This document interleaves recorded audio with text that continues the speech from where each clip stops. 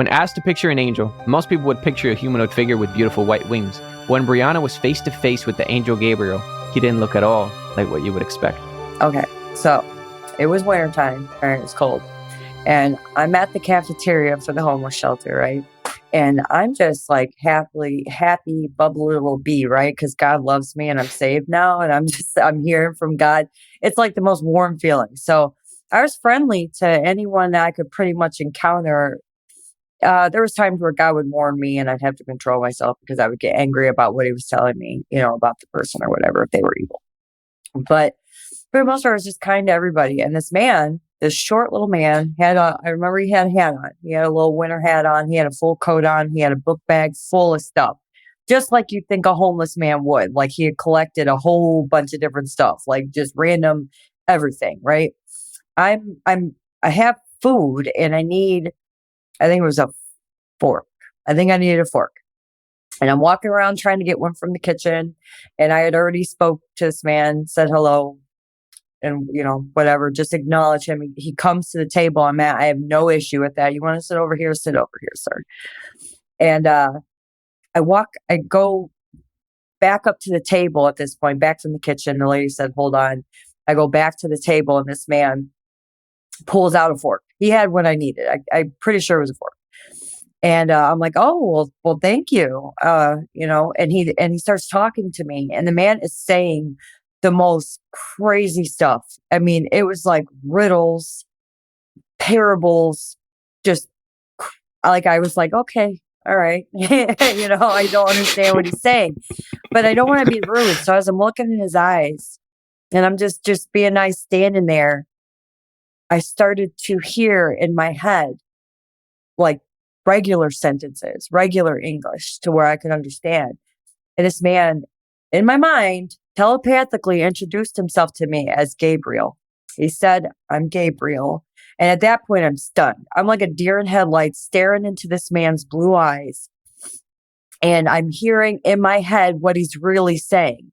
He's speaking in parables in the physical realm, but in my mind, he's telling me what he's really saying. And he went on to tell me, some things, mostly calming things, basically confirming. I can't tell you specifically there's one thing that I specifically remember him telling me that stuck with me.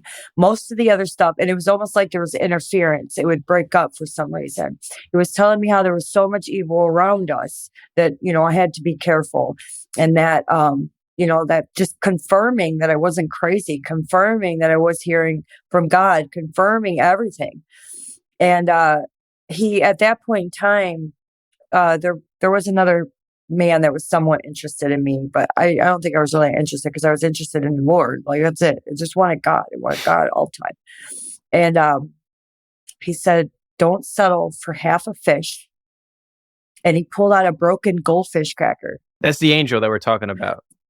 That's the angel that we're talking about. He physically pulled out now he's speaking in parables in the physical, but in my head, this is what he's saying to me. And this is how I used to get confirmation I wasn't crazy, is that he actually did something in the physical that showed me I was really hearing what I was hearing.